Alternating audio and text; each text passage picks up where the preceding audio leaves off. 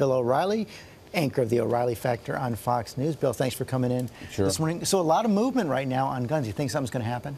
Yeah, I think Congress has to debate, which kind of weaponry is available to the public and which isn't, very specifically. And that's a worthy debate, and they should do it. Beyond that, I hate to see this war on terror politicized, because that's what's going on. Well, that's exactly what's happening right now. And one of the things we're seeing is Donald Trump seeming to try to urge the NRA to do something on this terror watch list. Do you think they're going to move? Well, look, I mean, they have to have a specific law that if you're under suspicion, you can't buy a gun, but you can't just do that now. It has to be a law, because the guy, Mateen, he was clean. He didn't have any arrest record. So you can't deny him the right that Florida gives its citizens to do whatever they want to do.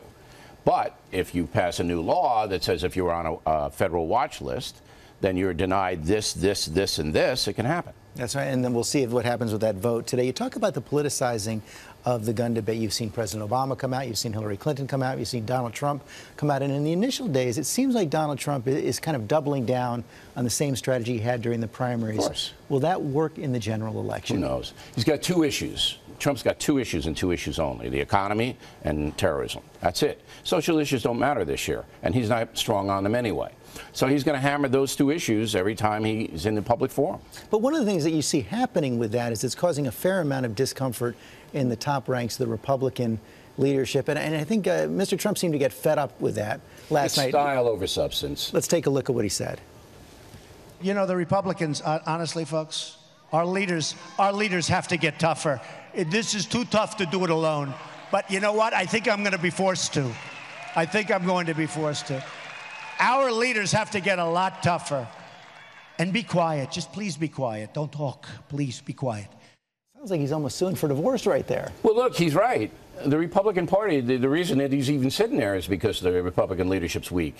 I mean, come on, let's face it. Americans look to the GOP, the Grand Old Party, to protect them. And they look for very, very strong national stands. You're not getting them. I mean, Kate's Law, which I've, wanted to advance, was basically scuttled by the Republican leadership. That would protect Americans from violent, aggravated foreign felons who defy deportation. They wouldn't even handle it. And people know that. So that's why Trump is even here. But see, that's part of the dilemma right now he's facing. Right? One of the reasons he got the nomination, I think you're exactly right, is because he took on the Republican leaders. He was an outsider. They're wimps. But does the party need to be united if they're going to win and beat Hillary Clinton in November? I think Trump is going for the populist vote. I don't think he's running as a Republican. He's running as a populist. And he's going to try to get as many people who are angry and disassociated with the government to vote for him as possible. It could work. That's his only shot, because the Democrat coalition is organized, and most of those folks are either going to stay home or vote for Hillary. But I think this is going to be a low voter turnout. I think a lot of people are going to stay home. That's interesting, though, because one of the things we saw was high voter turnout, especially in the Republican primaries. Trump, as he said, won more votes than anyone else in history in Republican primaries. 6% of the population voted for him. That's all. I mean, the primaries are the primaries, but it's a narrow sliver of the general populace. Where does he find those votes, though, then, in the general election? One of the things we've seen since he won the nomination or secured the nomination is that it appears that Hillary Clinton's opened up a little bit more of a lead. Oh, but those polls, they go week by week. Next week, Trump's going to be back because of the terrorism. And this week, Hillary... But you think this is working for him right now? The terrorism issue? Yeah. Oh, are you kidding me? People are furious. They're furious. They don't want to hear about gun control. They want to get ISIS savages confronted. That's what everybody's talking about outside of New York and Georgetown.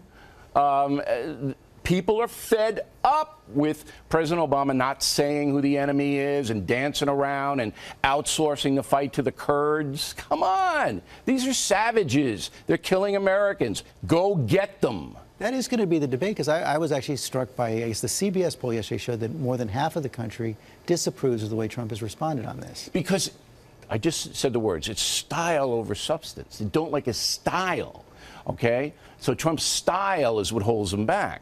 And I've told Trump that. I've known Trump for 30 years. I said, hey, look, some of your ideas are very good, but if you go out and you say that Mexican's bad, nobody's going to listen to anything else.